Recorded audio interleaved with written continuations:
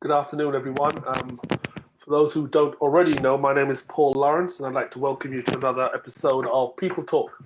Um, just a quick note, just to let people know who are unfamiliar with the format. So we are right now currently live through to Facebook, where people can pick up the feed if they'd like. www.facebook.com/idleyardie.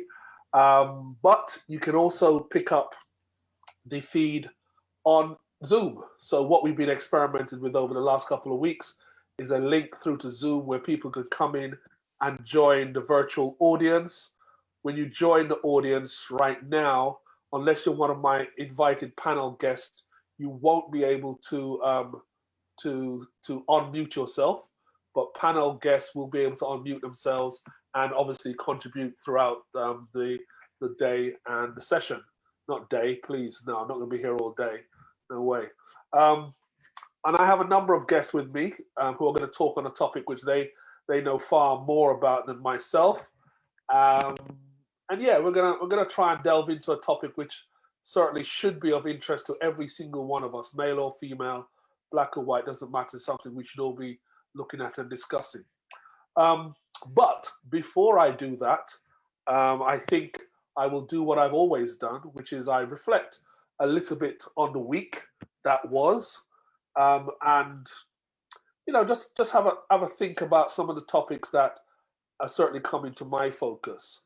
And no one likes to be a naysayer. No one likes to be someone who, when they see progress, we don't acknowledge it and we don't see it as something which is something that's great, and we look forward to bits and pieces. So when George Floyd passed away or was murdered, which is the more accurate way of describing it, a number of my friends and I were talking about the whole event, and very specifically, we were talking about what was taking place in the aftermath.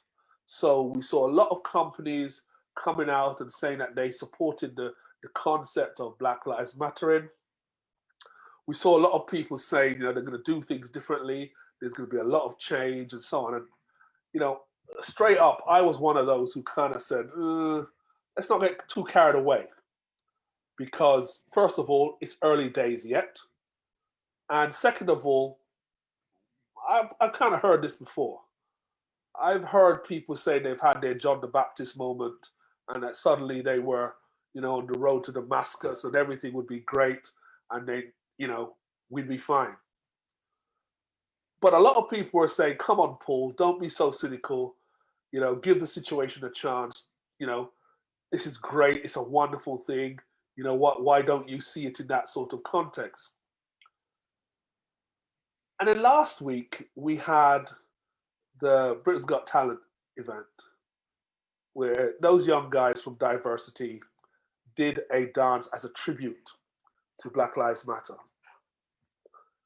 And when I woke up this morning, and I've been following it all week, I saw that 15,000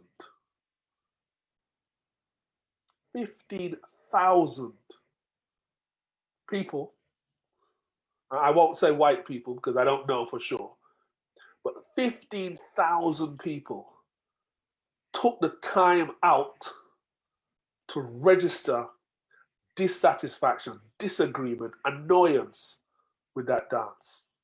Not 10, not 20, 15,000. So, when I ask you,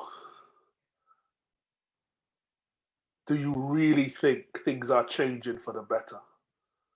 Do you really think that the events of this summer, i.e., the murder of George Floyd and the words we've heard from a lot of organizations about change and so on, what do you think? Do you think I was too pessimistic when I said we should take a moment and think long and hard before we start to think we're heralded in a great new age?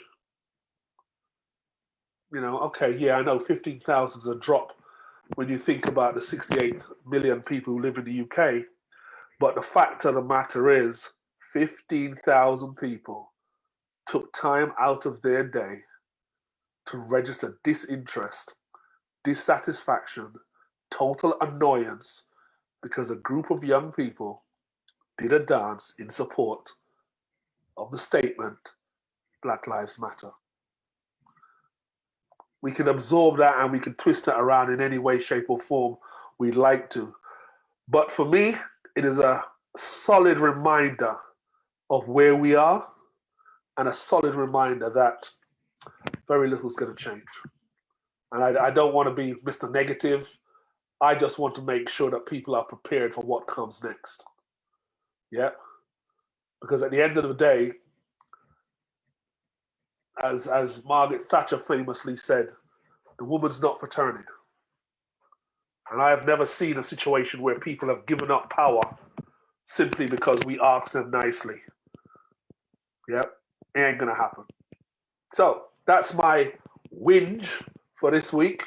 I'm hoping that a week will come where when I do this section of the show, I'm actually saying something cheerful and, wonderful. Maybe when I go on holiday. I'm going on holiday in a couple of weeks.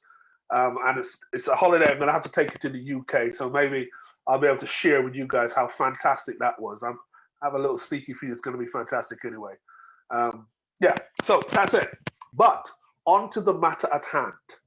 Now, I have had such an incredible reception to the fact that I'm going to do this topic. And it's the topic of menopause. And I just need to be specific for the whatabouters who are out there.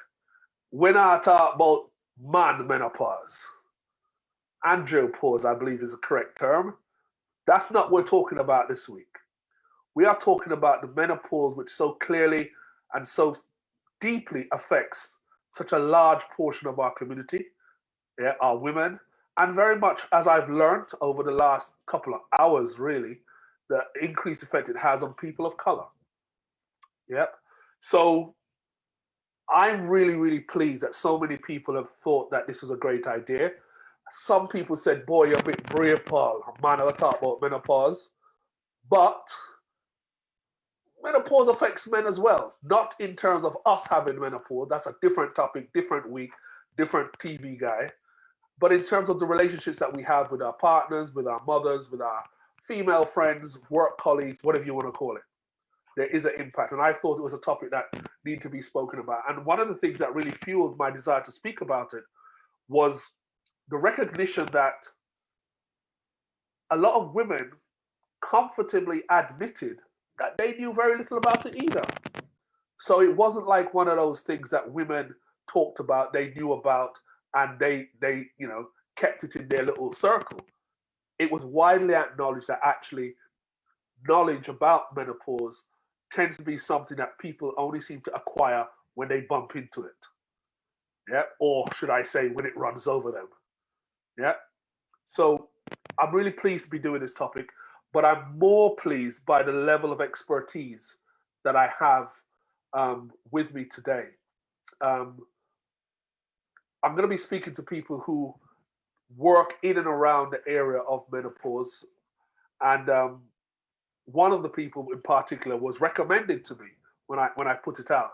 And it's fortuitous that we will start by her introducing herself as soon as she unmutes herself, and I see her hand doing that. So Jake, could you just introduce yourself, tell us a little bit about who you are and what you do? Okay, my name is JJ and I'm a holistic herbalist. And herbalism is a thing that I've always been involved with through my mother, who was a old school Jamaican herbalist. But she never really studied herbs as such. She just knew what herb was for what part of the body. So to being much different to what she did back then, I'm actually studying herbs themselves. And when I actually went into the menopausal phase, that was one of the real reasons why I wanted to study the herbs more, so that I could find relief from the insufferable symptoms of menopause. And that's not all that I deal with. I deal with other female conditions like fibroids, endometriosis, the usual conditions that women suffer with. And so that's generally me. That's generally what I do. Thank you very much, Jay. The second person who will introduce herself, when I spoke to my good friend, and she's so much older than me. She used to cross me over the streets when I was a kid. Sherry Ann Dixon, who now lives in Ghana, and Sherry said to me, Paul, if you're going to do a topic on menopause, you have to speak to Valerie. So there's just no point you do the show unless you speak to Valerie. So Valerie, if you need to blame anybody for you being here, that would be Sherry Ann Dixon. Yeah, Sherry just said to me, if you want to talk about a wealth of knowledge, a wealth of experience on the topic, you need to be speaking to Valerie. And so I typed in Valerie's name because it looked familiar to me. And lo and behold, Valerie is actually my friend on Facebook and has been for a number of years. So for all those who say Facebook is useless, you're wrong. Facebook has its usages because my approach to Valerie is there a whole lot easier. Valerie, if you want to unmute yourself and just introduce yourself, who you are and what you do. Yeah, hi, thanks for that, Paul. Right, my name's Valerie, and my business, I'm the founder of the Woman Wise Health. Now, my speciality is womb health, so that, like JJ, is dealing with fibroids, particularly the symptoms that are associated with that, which is the pain, the cramping, the bloating, and specifically the heavy cycles that come alongside that. And my main focus is on nutrition and detoxification. Now, my training is as a nutritional therapist, so I've been in this industry for 15 years now. And also I have specialist training in detoxification, which is science-based. And I come from the notion that health and wellness starts from the inside. And now I specifically look at it from an African holistic health point of view, i.e., what is our what is our physiology in comparison to everybody else. So that's what I look at. It's mainly, like I said, it's mainly detoxification and nutrition and helping women deal with those symptoms, i.e., it's not a quick fix. This is looking at holistic healing on a very deep level, including emotional health as well, emotional and mental health. So that's me in a nutshell. I can see already this is going to be one of those shows where I just shut up and just let my guest just take it away, because to say I'm out of my depth here is an understatement. But as I've always said in every show, it's always been a great learning experience. I have a suspicion today is going to be no different. Now, my third and final official guest, and I'll caveat that official a little bit later, she was also recommended to me by Sherry Ann Dixon. Yeah, so I can't help but shout out to Sherry Ann. She's always been a great supporter of everything I do, and I will always support whatever she does because she's never set me wrong before. And again, I'll leave it to Pamela to unmute herself and introduce herself, please.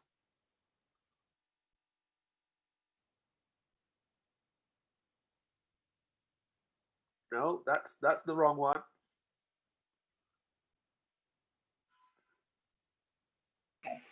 There you go. Thank you. Sorry, I'm on my mobile. It's different on my mobile to PC.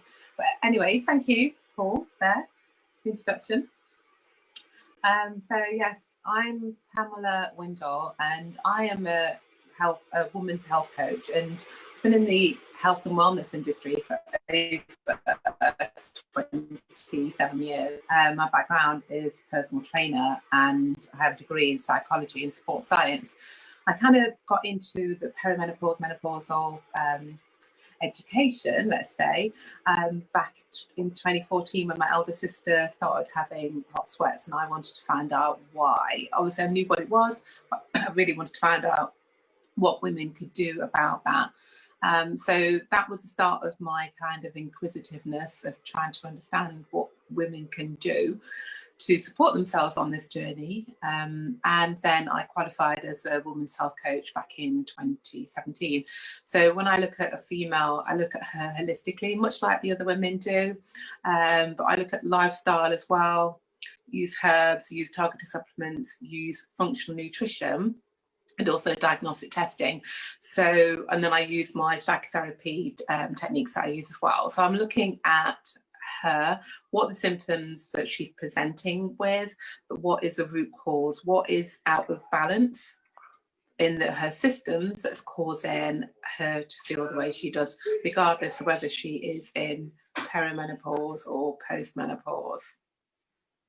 Okay, so you see, you're already starting to use words, which I'm going to have to ask what they are, peri and all of that sort of wonderful thing. And you know what? I can see you three practitioners just laughing at me. Yeah, all three of you laughing at me in unison. But that's okay. That's the sort of show we're going to have, where you're all going to gang up on me, but teach me. And that's what's important today. Look, I think for me, the very, very best and best place to start is, and you know, all three of you can unmute and speak. You'd have to speak in turn here. Negotiate that between yourselves. What the hell is menopause? What is it?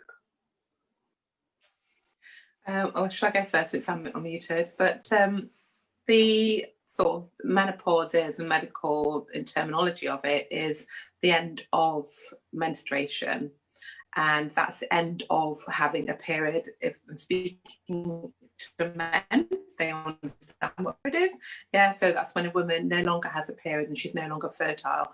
And so she has to be without a period above the age of 45 for 12 months, consecutive 12 months. And then she reaches menopause. And menopause is literally 1 month. And then after that, she's classed as postmenopause. So the destination is menopause. But then we have the build up to that, and that's classed as perimenopause. So peri, before we reach menopause, and that can start from early 40s, and it can last up to 10, 12, 15 years, depending on the woman. And then she reaches menopause after 12 consecutive months of not bleeding, and then she's postmenopause. But if she's younger than 45, then it's 2 years basically that she has to be without a bleed or period at all. Valerie or Jay, are those numbers as tight as Pamela gives them? Is there leeway? Is there anything to add to that in terms of what menopause is? Well, in terms, well, yeah, I mean, I'll just add a little bit to that, because the medical definition of menopause is when a woman essentially runs out of eggs, and they say that's around about the age of 52. Although it's known for many women to continue having cycles well beyond that anyway, well into their late 50s in fact. But looking at it from a holistic point of view, and if you go into an ancestral stance, it's a time when a woman becomes looked upon as knowledgeable and wise. That's how I look at it, or how I would see it. But however, because we live in the Western world, the menopause is seen as a disease. It's looked upon as a disease that needs to be treated with medication. So that's just the take I have on it as well.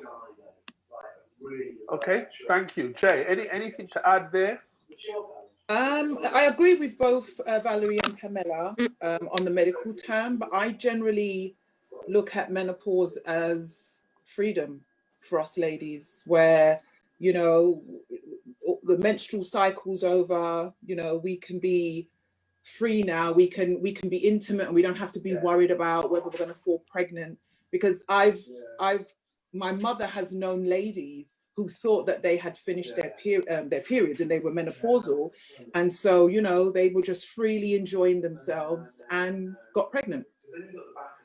And so I just generally look at it just like the other ladies, but I generally also look at it as a time that women need to enjoy, to be free from all of that kind of worry and concern.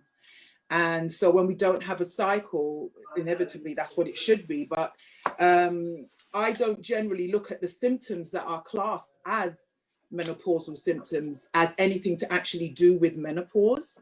They, for me, because when I was, what I learned when we did our Chinese medicine section of my course was that it is what is happening around women at the time when they approach menopause. And all of these hot flushes or the night sweats, the palpitations, etc., they don't really have anything to do with the menopausal phase. It's the condition that the woman's body is in, her organs, her endocrine system, her ovaries. It's the condition of what her liver's in, her kidneys and her adrenals. All of that is impacted when we approach menopause. So when we have all of these symptoms, medically, they just call it menopausal symptoms. But in my training, under the TCM, which is a Chinese traditional medicine, they look at the organ systems, and they look at how the organ systems are and how they're responding, whether they've been cleansed or whether they are full of toxins. And that is what really will bring on about all these symptoms. And it's not basically to do with menopause. Okay, so Valerie, let me ask you a couple of questions now on a bit of pieces. So when we're talking about the symptoms, yeah, as a guy, dated women of a certain age, I'm aware of the hot flush. And, a lot of the guys I talk to, we only identify 2 symptoms. Moodiness, which depending on the woman, that was their normal state all the time anyway. Don't encourage me. Don't encourage me. Yeah. And the hot flushes. But I don't think we've really, and I'm just going to speak very openly, I don't think we've really taken it that seriously. We sort of laugh at the hot flushes, and we're sort of equally dismissive with the moodiness and the mood swings. But if you can help us out with the other sort of more regular symptoms, and give us an idea of the intensity, because I think that's where, as a man, I don't quite get it.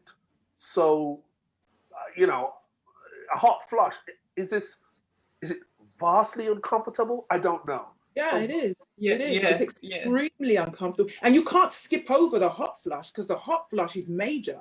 It's like, oh my God, it's like a tower inferno of heat, how I experienced it, that comes up from this part, and you can feel it.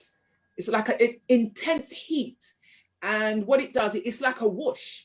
And I can feel all the sweat popping from every individual pore on my face. I can feel it popping. And then the sweats, you just start pouring with sweat. You're boiling hot. And I've asked my children or my partner at the time to touch me while I was having one. And they said, Mom, you're fine, you're cool. But inside you are burning up. Valerie, and then because you're burning up, your heart, my heart starts to beat fast because my body can't slow down. The heat can't cool down. Then my heart starts having palpitations. Then it affects my breathing now, because I'm getting anxious because my heart's beating. I'm hot, I'm sweating. I've got sweat pouring down my back, down my legs, everywhere. And that happened every single hour for about 4 or 5 minutes. They lasted every single hour without fail. That stuff, you can time stuff by it. It comes on time every single hour on the hour. And I had that for 3 years. And then it continued in the night. You have night sweats, where for 3 years I had to sleep on a very thick towel, because my whole night I had to get up, sometimes open the window, sometimes put on 2 fans, just so I could cool my body down. Valerie, is that very much a description of how it is? Yeah, absolutely. So whilst it's natural for a woman's cycle to cease, like JJ was already mentioned, the hot flushes, the mood swings, irritability, the weight gain, insomnia, depression, low libido, night sweats, every other negative symptoms you get with the menopause is not natural. And especially with women, those who have fibroids and heavy cycles, they might find that those symptoms continue or even get worse, during or after the menopause. And that's because of estrogen dominance. And so though it's natural for the estrogen levels to decrease, the balancing hormone, which is called progesterone, drops even further. So because what it is that progesterone is the counterbalance to estrogen. So like a generator, the adrenal glands are the backup to the ovaries. So during menopause, the adrenals will make the same hormones that the ovaries make, just at a lower level. The adrenals, if nobody knows where they are, they sit on top of the kidneys, okay? Progesterone converts into cortisol, which is the stress hormone. If the body needs more cortisol because of stress, it will get that from progesterone. If the adrenals are weak and you've got low cortisol, your body will take what little progesterone it has and then convert it into cortisol. What that does, it drives estrogen levels up because there's no progesterone levels to oppose it. So the real issue, as JJ mentioned, is weak adrenals. So the hot flushes and the other symptoms that are associated with the menopause occur because there's a communication problem. The adrenal glands are weakened, and as such, they're not able to back up the ovaries properly. This is something that doctors don't look at, and it's good to get just a basic understanding of that. It's something doctors don't look at. So in fact, apart from the thyroid and the pancreas, because obviously we have either hypo or hyperthyroid, and the pancreas in relation to insulin with diabetes, etc., and insulin resistance, doctors really don't take the rest of the endocrine system into account. Now, some people might go, well, what's the endocrine system? Because this is not something we really do at school. So the endocrine system comprises of the pituitary gland, which is in the brain. That's like the master gland, which is like the CEO of the body and directs all the other glands, tells what the other glands to do. You've got the pineal gland in there, the thyroid, the parathyroid, the thymus, adrenals, pancreas, and at the ovaries, and of course the testes in men. So our bodies are very intuitive and wonderfully made. So if a woman's going through the menopause and she's stressed for whatever reason, the body will deal with the stress first. Stress is like an alert in the body. So we would have a situation where you got high estrogen levels, which is driven even higher because what's happening is that the adrenals are stealing the progesterone and converting it into cortisol, which is the stress hormone. So the increased need for cortisol decreases progesterone. And another issue is fat. Fat stores in the body make estrogen as well. So the more fat you have, the more estrogen you'll make. Wow. So I hope that gives you a little insight. Well, you talk about a little insight. I just felt like I just got a master's degree. Yeah, I think I'm going to go lecture. Pam, one of the things that happened when I was looking into this topic, I typed in the symptoms. And as I said when I started, I was like, mood swings and hot flushes. 34 symptoms came up. 34 symptoms came up that spread way, way, way beyond just those bits and pieces, and we're talking about some stuff which is, very much life-changing. We're talking about, yes, the hot flushes. We're talking about stuff like the mood swings. But what about some of the other things which happen quite a lot, which we don't mention? So apparently, according to the British Menopause Society, there are over 40 menopausal symptoms that women experience, and from physical to emotional, yeah, just everything really. I mean, estrogen has over 400 functions in the female body, so that withdrawal is significant. And like the other women have said, you know, it really depends on the state of that woman's body that exacerbates the symptoms in that transition.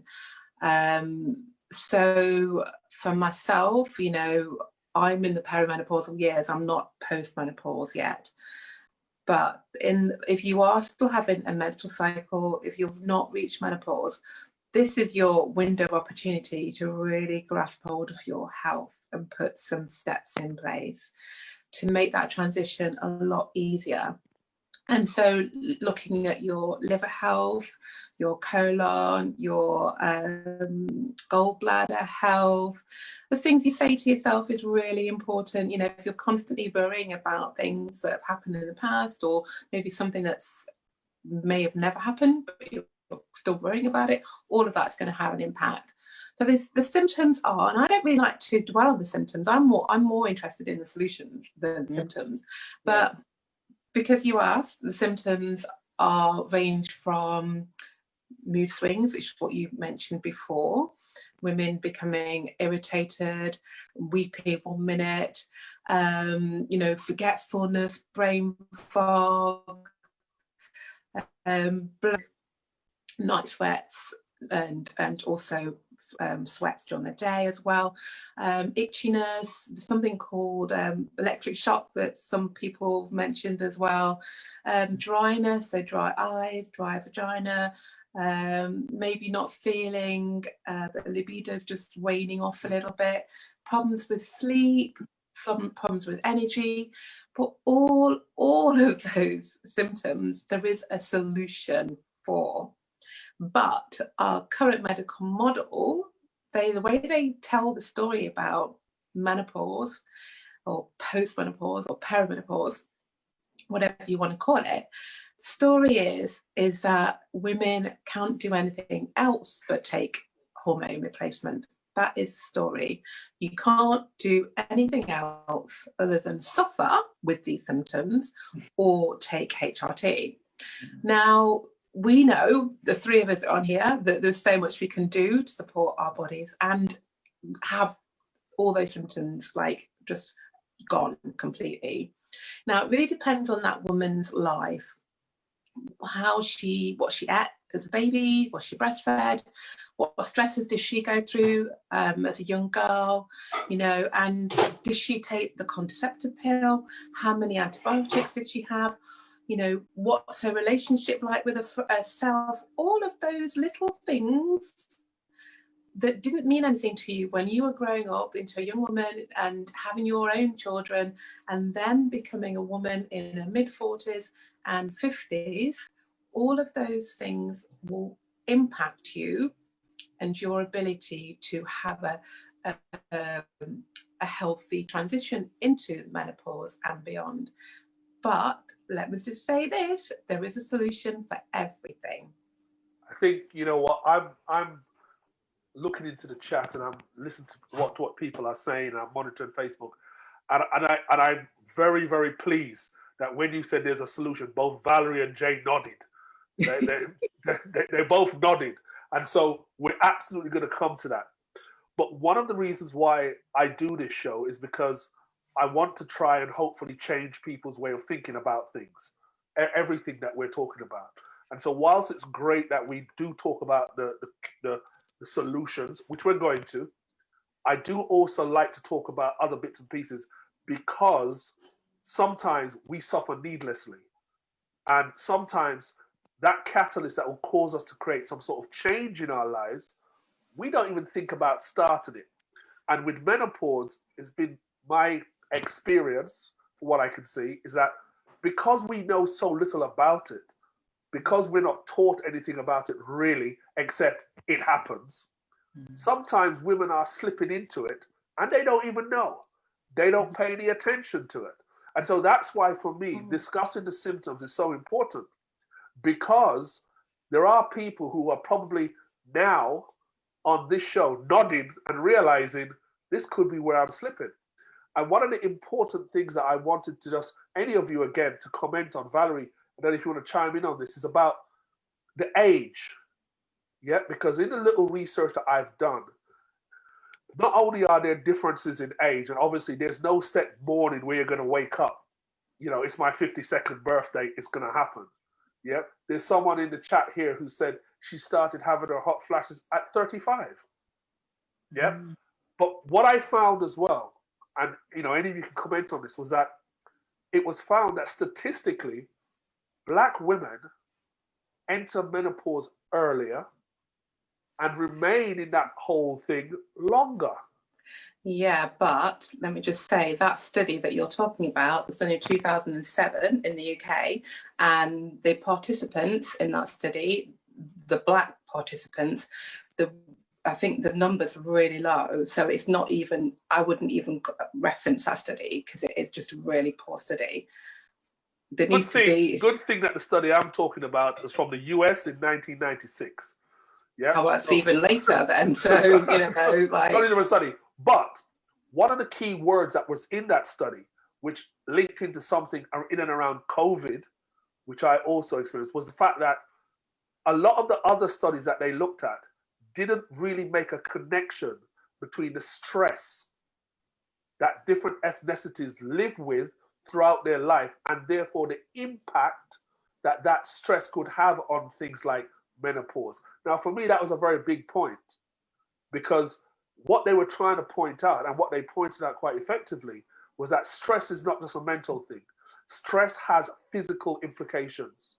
Yeah, and you know, their study was saying that one of the things that it leads to in Black women, in ethnic women, want to call it Latino women as well, who they were a part of their study, was this early onset.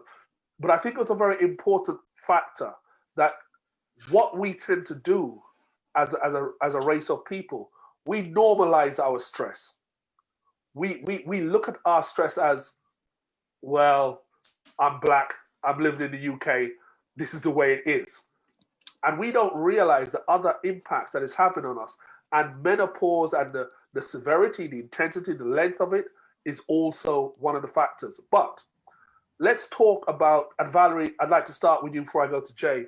Let's talk a little bit about what a woman could be doing before. So she's in her 20s, she's 15, she's 16, she's 20, she's 25, she's 30, no summit. What are the sort of things that she should be doing to stave off the intensities of it, or simply just to keep herself in a better state? Valerie, what should you be looking at? Yeah, absolutely. Yeah, so once a woman already has menopausal symptoms, then it's going to take a lot more work to reverse it because they've already kicked in. So like you said, the best thing a woman can do to avoid menopausal symptoms in the first place is to prevent them from happening. And then that way, men like yourself won't have to be treading on eggshells because she's feeling moody or something like that. So the symptoms occur because we've literally deprived our body of the nutrients and the energy by eating artificial foods and having to deal with the huge amounts of stress. Now, I don't think we truly appreciate just how much stress we have in our lives, even the stress we don't think about, which is the trauma from the past, i.e. being in slavery, which is impacting us still to this very day. And I don't think people realise that, because there's a book by Joy DeGruy, which I absolutely love, that woman, called Post-Traumatic Slave Syndrome. And that goes on about how these microaggressions from not only from slavery, but that still continues today, that we, like you said, normalize. And also the fact that women tend to be of the belief that they can do it all, they can just suck it up and get on with it. So nutritional deficiencies, stress, and toxicity are the main cause of menopausal symptoms, fibroids, or any other disease you can possibly think of. So we're talking again about young women. Yeah, that's what I'm saying. I'm just having a good diet. Yeah, that's right. Exactly. Yeah? I think it's our reliance, even as young women, on convenience, quick, fast foods that are contributing to hormonal imbalances, because essentially that's what it all boils down to. And if you look at the many tribes around the world, because they've done studies on tribes around the world, especially in Japan and things like that, where they don't even have a word for the menopause, because the women just don't get, they don't even know what that is. And because they're not ingesting all these artificial. Hold on, say that again. There are people who don't even know what menopause is? Yeah. Mm-hmm. Some of them don't even have a word for it, because they don't even know what that is, because they don't have these symptoms. So in other words, this way of thinking that we have, that menopause is normal, everybody's going to have it, that's a myth. That's right. That menopause, the cessation of the menstrual cycle, is going to happen. That's going to happen anyway. But it's the symptoms that are not necessarily a given. Exactly. Wow. And that's because of the lack of nutrients in the diet. For one thing, we're eating too many processed things. And if you look at the African anatomy and physiology, as I said earlier, we are totally different. Now, most of the studies are done on, Europeans, and mostly male, because there's studies on that there's articles that I've read on that a lot of the, do you know when they do measurements for blood and things like that, the baseline tends to be European, and with African DNA, physiology, etc., we're totally different. So we need to eat differently as well. So the best way through menopause is to look after yourself during the early years. But because a lot of women aren't taught that, and they don't know themselves, they don't know how to pass that information on to their daughters, let alone, make sure their sons are informed as well. So Jay, tell me something. So we've heard the conversation, and I'm hoping that the people on the call will be taking these notes around what to do for the younger ladies in it. But let's say you missed that bus, that bus is gone. You're a 40-something, late 40-something, and you realize through whatever that you didn't do that. What's there to help now for someone who's in it? They're hearing Valerie quite rightly talk about what you could do to prevent, but that bus has left the station for them. Okay. What about now? What about people now? Basically herbs, specific herbs, herbs that are called phytoestrogen herbs or phytosterol herbs. And these herbs, you can either have them in a tea, you can have them in an infusion, you can have them in a tincture. And what they do, they kind of normalize or balance out the endocrine glands, because they're the main ones that are causing this imbalance. And I mean, apart from herbs, because a lot of women are in their masculine, in this Western society. You can't just say their masculine like I know what I'm talking about. You got to explain to me. Come on. A lot of women are in their masculine, right? Masculine. Everybody's got masculine and feminine energy. So masculine energy is the energy where you're going to do it all by yourself. You're going to do this. You're going to get this. You're going to achieve that. Everything is about doing, going, and, hit the ground running. Every time you enter into a working environment is a masculine environment. When you come home to your inner sanctum, that's a feminine environment. Now, the opposite is that when you come into your feminine environment, your home, everybody has that moment. Take off the shoes. We ladies, take off the bra. We're free. We feel relaxed. We're just easy and feel relaxed. But when you're at work, there's stress, there's deadlines, there's protocols. You got to do this, you can't do that. So because we're always running on masculine, what happens inside the body when you're always on masculine is that in women, we have very little testosterone as comparison to men. And so because we're always running on that testosterone, it produces something called androgens. And androgens is the type of hormones that give women, some women will get hair on their chin. Yeah. And that's because that's telling you that in your body, there's too much testosterone because you're just always on the go. A lot of women don't have time to go into their feminine, right? Because they're always on the go. If they're single mothers, they always got to do everything. So put that aside. The herbs, the phytosterol herbs, the phytoestrogenic herbs, these are the ones such as hops, black cohosh, you've got red clover, you've got dong quai, vitex, all those sort of herbs are phytoestrogenic herbs. And what they do, they help some women, not all of them, because one thing with herbs, because we're all different and unique, not everything is going to work for every single woman. Because I tried those and they only worked for me for a very short period of time.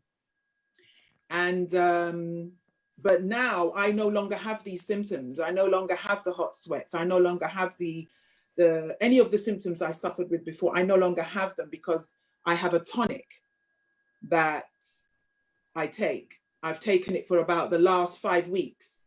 So the last 5 weeks, I haven't had none of those insufferable conditions whatsoever. All I get is a mild heat, which I can cope with in comparison to all the other stuff.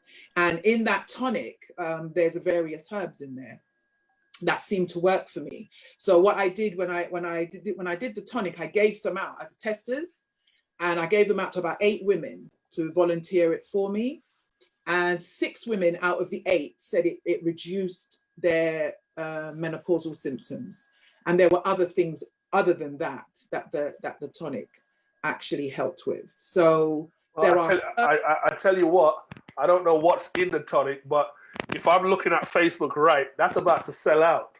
So make sure you say. But I want to ask Pamela something. Pamela, you when we were talking about in the wind up, you were talking about the West and their obsession with HRT.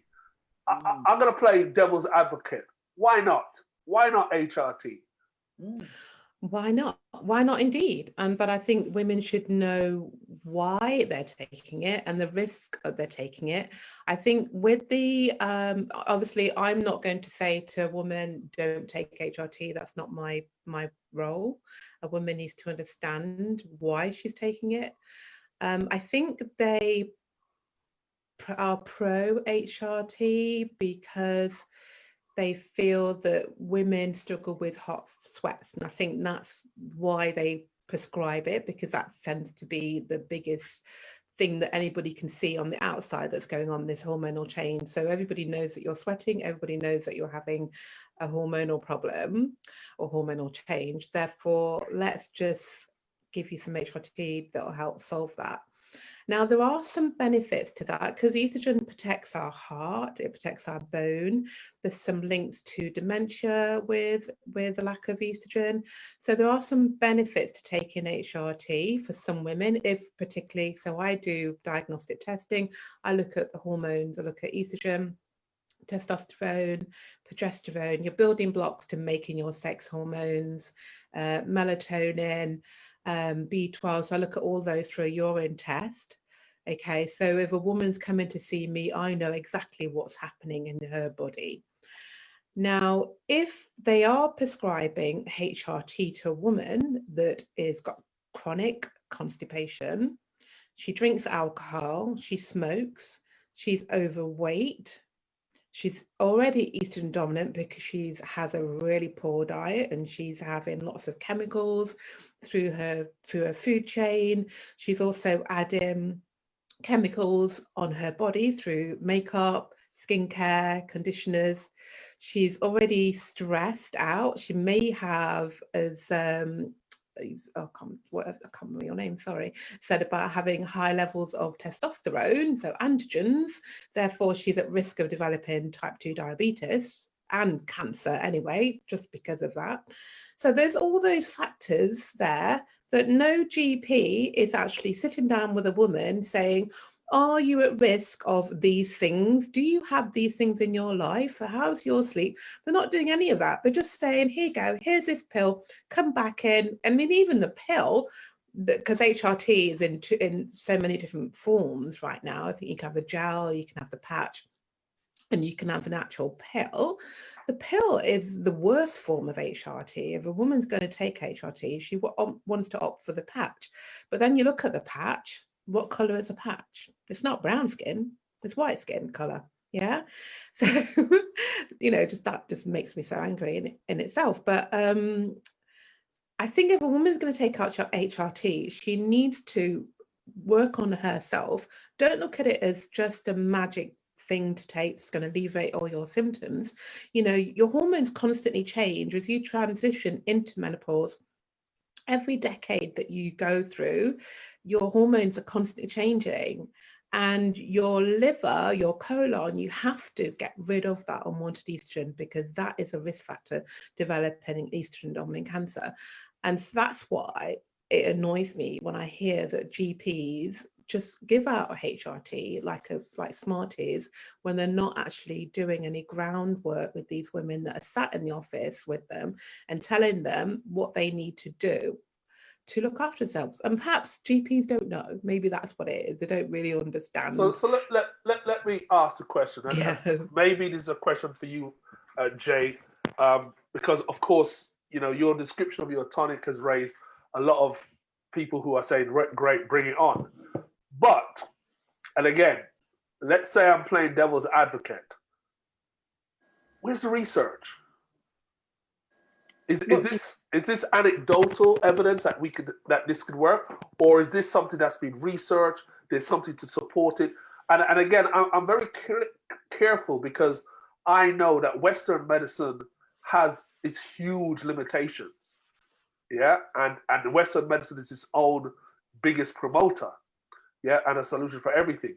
But one of the things for the people who, were born in the West, were raised in the West, were socialized in the West, is that to make that leap, that mental leap from go to the doctor, take the pill the doctor gives you, to actually, mate, that may not be working for you. Here's something that your great grandmother may have used. I'm shocked already to hear that there are nationalities who don't even know the meaning of the word menopause. They have no word for it. How do we help people to make that leap? How do people feel secure in that they should start to consider alternate treatments? And I think, at the very least, don't sit there and suffer in silence. Don't just sit there and suffer and say, well, I'm not doing HRT, so I'm not going to do anything. I'm just going to make my way through. How do we have that conversation? And Valerie, after Jay's finished, I'd like you to touch in on that as well. I find, since going into herbalism, I find that herbs don't really get much respect. Often people come to the herbalist as the last resort, because they've gone through untold medications, nothing's worked. They may have had, like in cases of fibroids and such like that, they may have had them removed and they've only come back. They've tried untold different, prescriptions and stuff, and it just doesn't work. And then they might hear of some herbs and they might come over and want to try the herbs. But what I find is that they want to treat herbs in the same way that they have been used to taking medication. Like, I've had a lady say to me, when I sold her one of my tonics, and she came back and she said, oh, it didn't really do anything. It didn't do much for her symptoms. And as we got talking, I found out that she smoked, she drinks alcohol, she eats loads of junk food, she eats ton of dairy, ton of meat, all of this stuff. So I had to explain to her that one bottle of tonic, because herbs have a cumulative action. What I mean by that, herbs take time to get into your system. They take time to get into your tissues. And then once they're in there, they start doing the work that they need to do. Because herbs, they have a consciousness, right? They're very intelligent. They know the job that they're here to do, and they will get into the body and they will do what they need to do if you give them, the time to do it. But people will come to me and want an instant result. They think, oh, if I just drink this tea or if I just take this tonic, I'm going to get well like in 24 hours or in a couple of days. And I'm like, no, herbs don't work like that. And so they'll take the herbs, they might take it for 2 days or 1 week, and then they don't take it for the rest of the month. It doesn't work. And then they go away saying, oh, it didn't work. But you have to be on herbs for a minimum of about 30 to 45 days. Because herbs, they're not drugs. They're not like a medication. So when you're talking about research as well, for the tonic that the recipe was given to me, and it's basic stuff like ginger, cinnamon, turmeric. Those have been tested and those have proven themselves over and over again for thousands and thousands of years. And that's basically, some of the ingredients that's in the tonic. So I'm not going to go into them because it's untold benefits that just those 3 themselves do. We know that turmeric affects inflammation, and we know that ginger is very good for the hormonal system as well. So I wouldn't say that you need a ton of research. It's all listed on the bottle. All the ingredients are there. They can go and look them up individually. But they're all basic stuff that you can even find in your own kitchen cupboard. Valerie, what do you have on this? Yeah, I totally agree with everything JJS says, because in terms of the research, you're not really going to find any, but then most medication is extracted from herbs anyway. Yes. They'll take the active component, slice it and dice it with a whole heap of chemicals, and so they can patent it. They tightened up the regulations on herbs and supplements simply because they can't make money out of it. Herbs have, we've been having, if you look back up African ancestry, they've been using herbs for like years. It goes back so far I don't even know the number, and it's true. I find this myself because I've run a number of webinars this year, and the type of questions that I get continually: if I take this herb, will it get rid of this? If I take this, will it get rid of this? The quick fix meant I call it the Western mindset. It's just, instead of going to the doctors, they'll come to Pamela, they'll come to JJ, they'll come to me, and they'll expect the same thing, but just a natural version of it, and expect it to work like the medication. So yes, they'll think, well, I did this for such and such. I took it for about a week, 2 weeks, a month maybe. It didn't work. Natural doesn't work. I'm having a hysterectomy. That's normally what I end up finding. So yeah, that's my, it just drives me nuts. About 11 years ago, obviously not menopause, sorry, but diabetes walked into my life. And I think I had a very enlightened doctor over at the Queen Elizabeth Hospital in Woolwich, who white guy, doctor, looked like a geek. Everything on his table was about diabetes, so I had a great confidence in him. And he basically doesn't bother with Western medicine. He's a doctor working in the Western hospital, and he sort of said to me, you can take the drugs if you want, but here's what you can do instead. And, he said to me, most doctors won't tell you that diabetes is curable. Yep. They will tell you that it's something that you're going to have to live with for the rest of your life.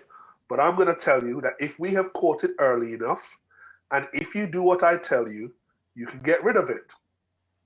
He told me, I did it. And 10 years later, when I went for my 10th annual checkup, the nurse said, oh, there's something wrong with your results. And I said, why? She said, well, because statistically, as you get older with diabetes, especially about 10 to 11 years later, your sugar levels, no matter how good you are supposed to be creeping up. And yours have not. Yours have not left from the day we declared you, fine. And she's now starting to wonder in her Western medicine head whether I ever had diabetes to begin with. So my point is this, is that I think we need to look at Western medicine for what it really is. And Valerie touched on it quite importantly. Western medicine is tremendously important, but we need to remember there's a commercial aspect to it, which overrides a lot of the things they do. So when we think about herbs, and this is what Valerie was saying, I just repeated it for clarity, 99.9% of the medicines you take have herbs in them. What they do is some of the features of the herbs, they create them chemically because it's more commercially viable for them to create the very same ingredients in the lab. And they also increase the concentration, which is why you can take a paracetamol and you get a bit of pain relief in 10 seconds. But if you put a clove on your tooth, it takes a while for it to work. They both work, but it takes a while. And I think we need to understand that. So I'm a strong advocate for good doctors. Yeah, good doctors who recognize that and operate that. So I had to ask the question about that, and I hope everybody understands that. Look, ladies. Say something, Paul. Of course. About the extraction of the herbs that go into the medication. Like a herb might have, let's say, 250 constituents, which is what they're called, each benefit. So the medical pharmaceuticals, they will extract one. Now, I'll give you an example. There's a herb called wintergreen. And what the pharmaceuticals do, they extract one of wintergreen's constituents and they created aspirin. So I have a herbal blend for period pains, and it's got wintergreen in it. So if anybody were to take that tea, I have to put on the label, if you are allergic to aspirin or you cannot take aspirin when you take this tea, because aspirin is an extract from wintergreen. And wintergreen is a pain relieving herb. So what they've done, a lot of the time now, a lot of the medication is synthetic. They're not using much herbs anymore because they know how to make it synthetically in the lab. And that's where you get the side effects. With herbs, they're practically pretty safe and there's very, very few side effects. But because the medication, they've only taken out one constituent, one extract, and they're selling it to you like aspirin, because it hasn't got all the other 99 to go along with it, you get all of these symptoms. So so that's what they generally do, because like Valerie was saying, you can't patent the herb, but you can patent an extract of the herb and make money of it, but you can't patent herbs. Got you. Oh, all right, Pamela, I'm going to ask you this question. And, if you never speak to me again, I'll fully understand. I'm going to go selfish. And I'm going to say, what the hell can we men do when our partner just goes postal? And for those who don't know what postal means, it's an American phrase for when somebody, a guy, a post office worker, was so frustrated with his colleagues that he took a rifle and started shooting all of them. Yeah, he just lost it. And we've used the phrase go postal. So you're a guy, you're going along, you're in your relationship. Whether the relationship is going great or not, it's going along. It's fine. You wake up, you look at your partner as she sleeps and you think, what an angel. And everything's going perfectly well. One day you're driving along and she says, boy, Paul, put the window down. I feel a little bit hot. And you're like, what? And you don't pay much. You put the window down, you could. The next day, you look at your angel and it's the devil. She's lost it totally. The swing is there. You're in full flight. You're just a man. And I use the phrase just a man because that's all we are. You know nothing about menopause. And I'm going to be serious now. What do we do? Because we're struggling with a lack of information. We don't know. We're not experiencing it either. And no matter how much empathy we say we have, we're not there. When Jay described hot flushes, my whole attitude to hot flushes changed. Because up until Jay's description, I never heard it described like that.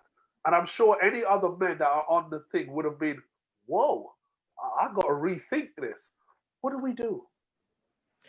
Yeah, I actually do hypnobirthing, okay, and I often get couples come to see me, and we talk about the fears around having a child, and the husband's fears or partner's fears tend to be very different to the woman's fear. Their fears tend to be about, you know, what if something goes wrong, you know, and I can't cope with that, which is really interesting. But by the end of the 5 sessions we have, both partner and the woman that's expectant feel so much confident. And they're in this together. They're learning about the birth, they're learning about the tools that they can do together.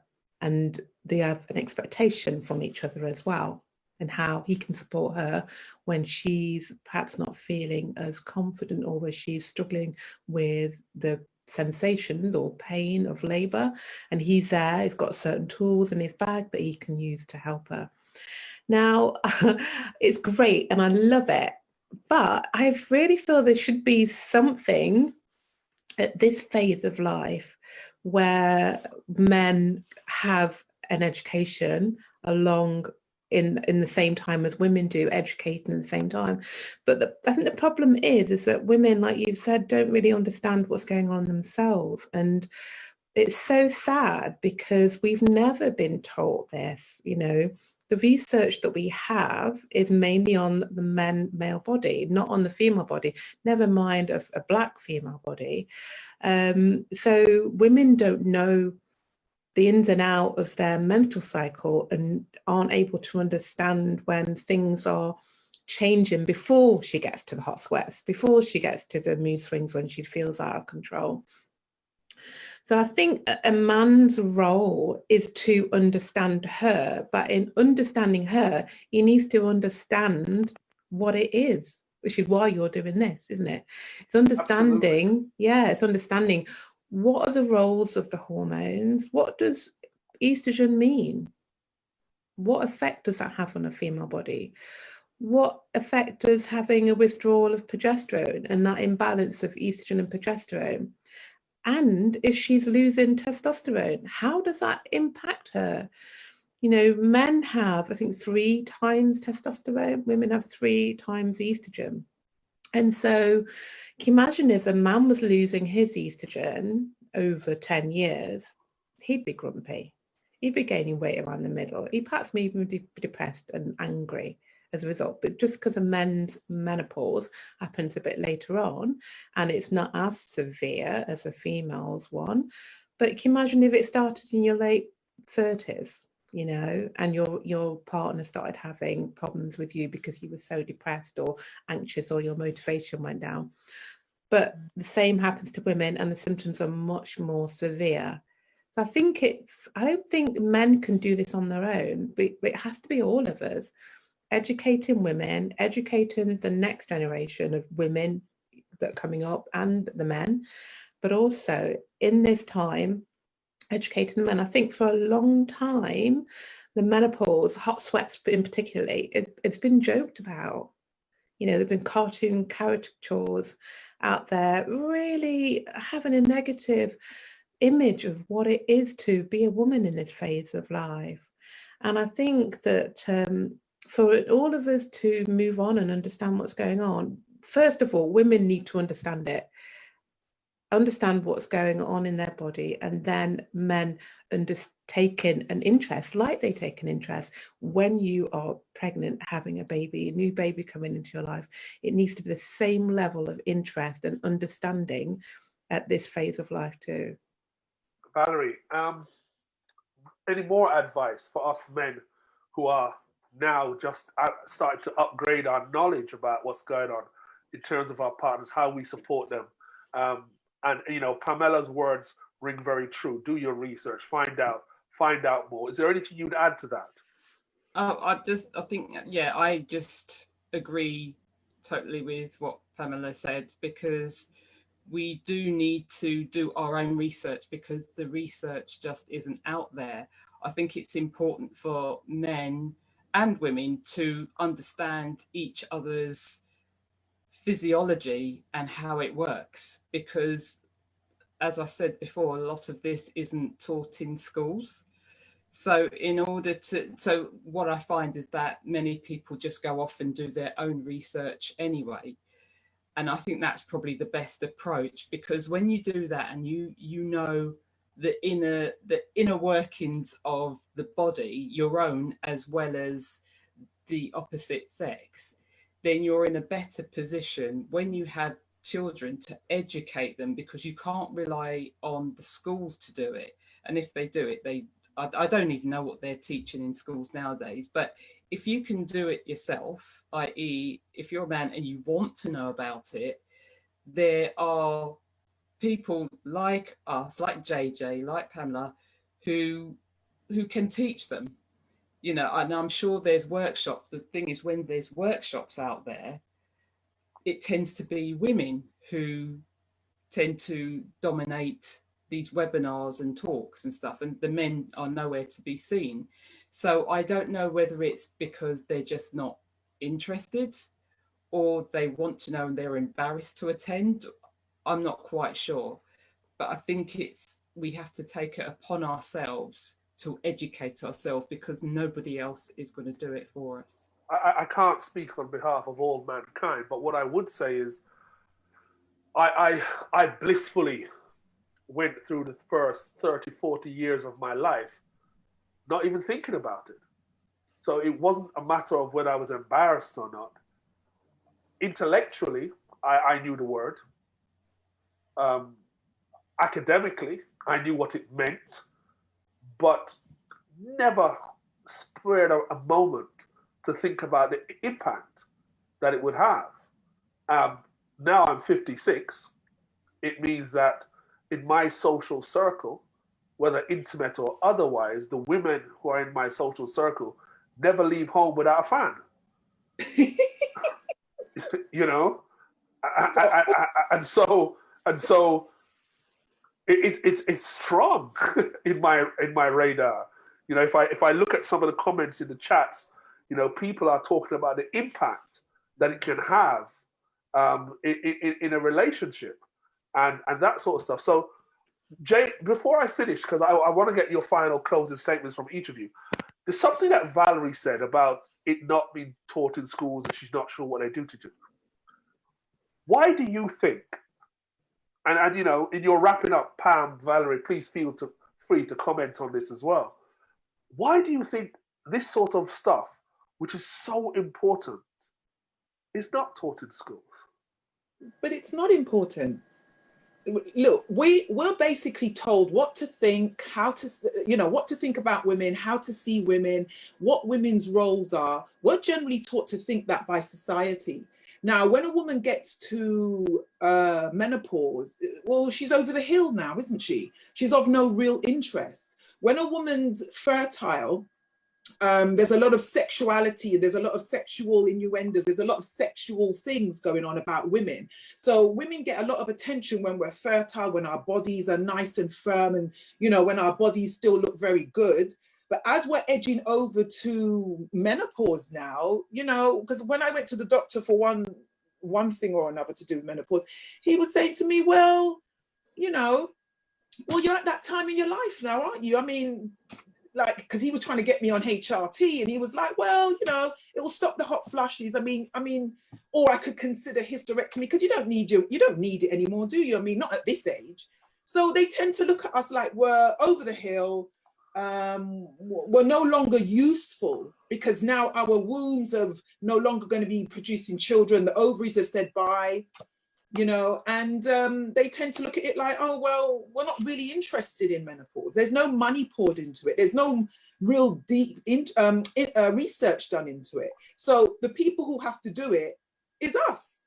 We're the ones that are going to have to do it. We're the ones that are going to have to teach the 30-year-olds that are coming up, men and women. We're the ones that are going to have to rely upon platforms like yours to bring the men in, because I think men respond better when a man's doing something, when a man's bringing this type of topic up.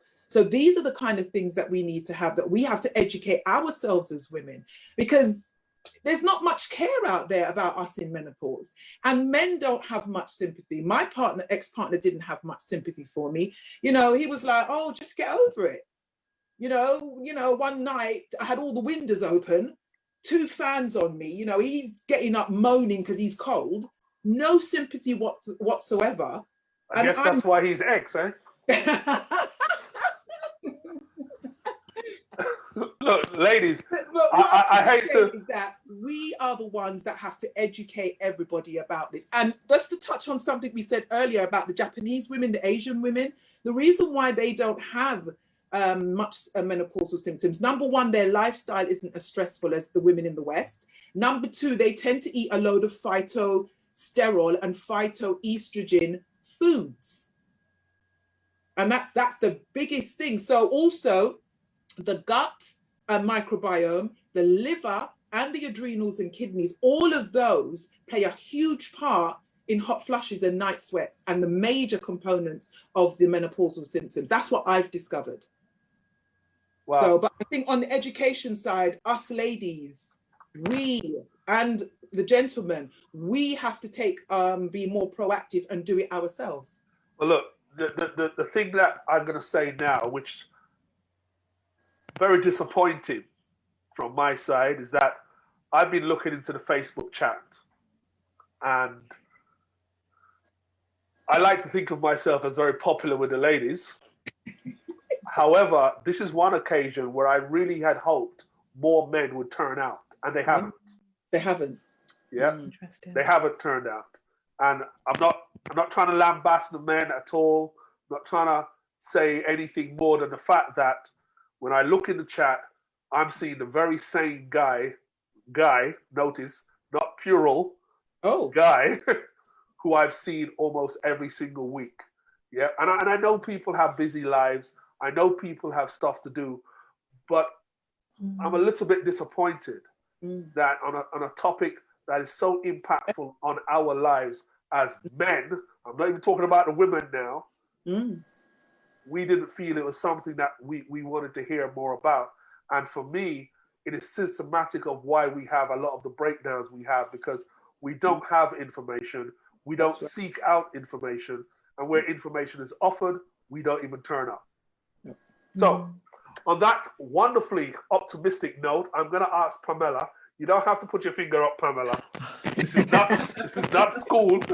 This is not school. Whatever it is you wanted to say it now, and give me your last closing statement. Yeah, it was about the menopause being taught in schools. I think it's 2021 or 2022. Actually, it's going to be on the curriculum, so things are changing. But it'd be interesting to see what they actually teach there, because what they need to teach is that young girls, young women need to understand the menstrual cycle. They need to understand when things aren't right before it becomes really out of control. We also need to understand that if you go on the contraceptive pill, that is actually putting your ovaries into menopause. Now, if you are on the contraceptive pill for decades after decades and decades, that woman, when she's in her 40s and 50s, she will struggle, because the pill actually affects your gut health. It depletes certain nutrients such as vitamin Bs, and actually will exacerbate your menopausal symptoms. So, and the coil, the hormonal coil, actually depletes your progesterone as well. So, you know, young women our age and younger need to know all of that information when they are about to enter menopause or post-menopause, and they're having all those symptoms. They can't just blame it on just being menopausal. It has to be everything. It's everything that's happened in your life that's actually contributed to your symptom. And just like Jaya says, you know, it's literally about taking one thing at a time, adding this herb in, adding this lifestyle thing in. You know, I'm drinking now a cinnamon stick that I've boiled for 10 minutes and I'm drinking it out through the day. Just little things like that. Add in parsley to a smoothie, you know, that kind of thing. All of those little things that seem like nothing make a massive difference. And, you know, they will over time relieve your symptoms regardless of what they are. So your closing statement, is that it? My closing statement is that women do not have to suffer in this phase of life. They can thrive and they can gain muscle, they can remain sexy, they don't have to walk into that diabetes or cardiovascular unease as they get older. They can still be vibrant. Valerie.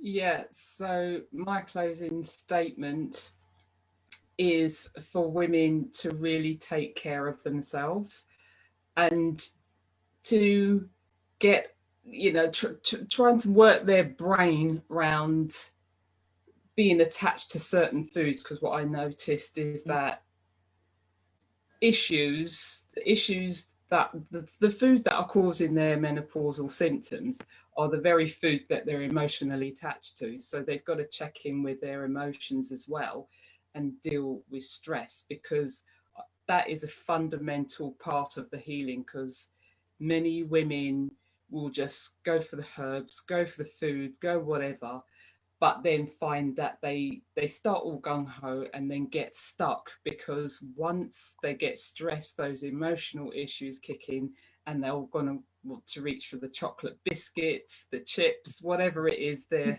you know, they're fancy, and they'll send themselves backwards. So I think, if anything, the emotional side, the emotional and mental side of things is fundamental to healing.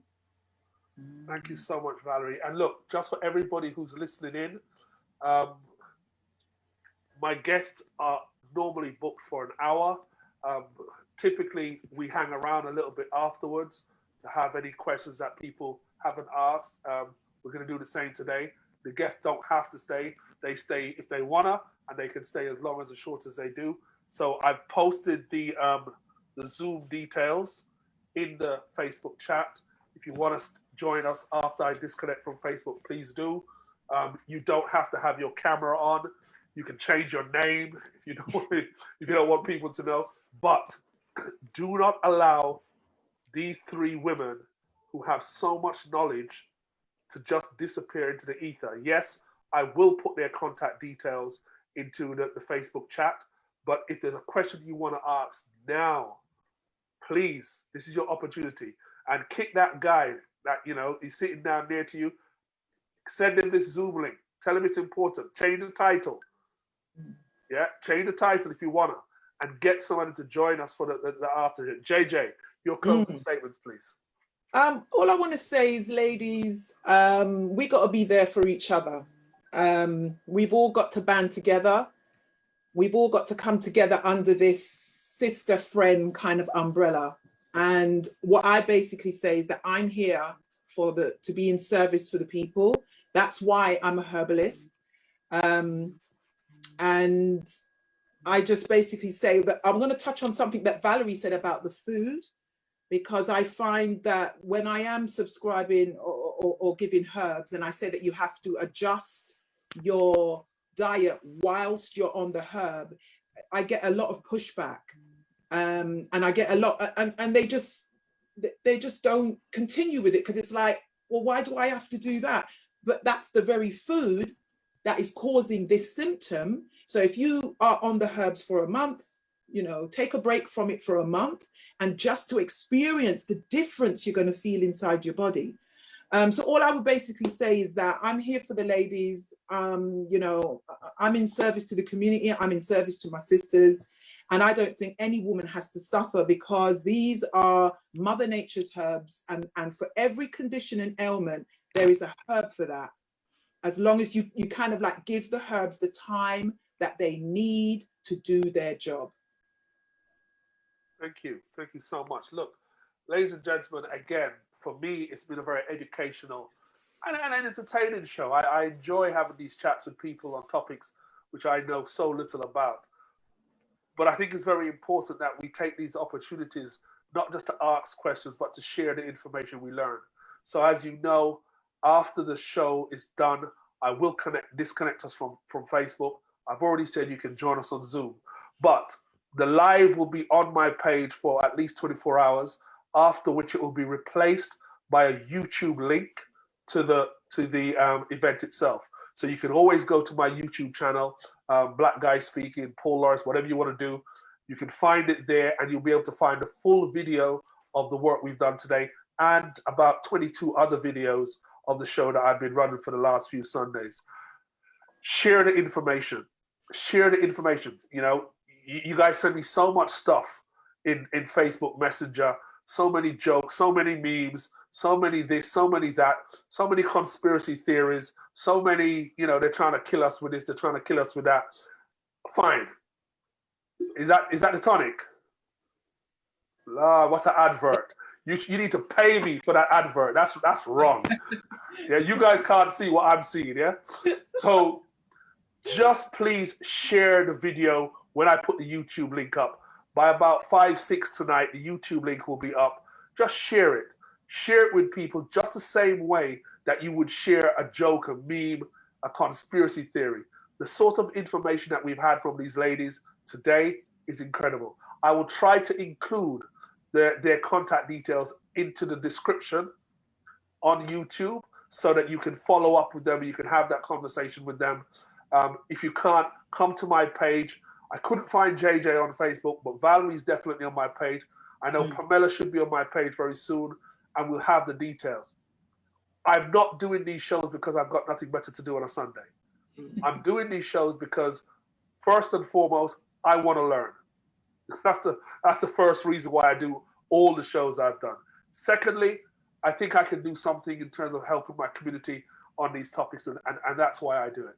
Ladies and gentlemen, look, it's been really, really great having you guys on.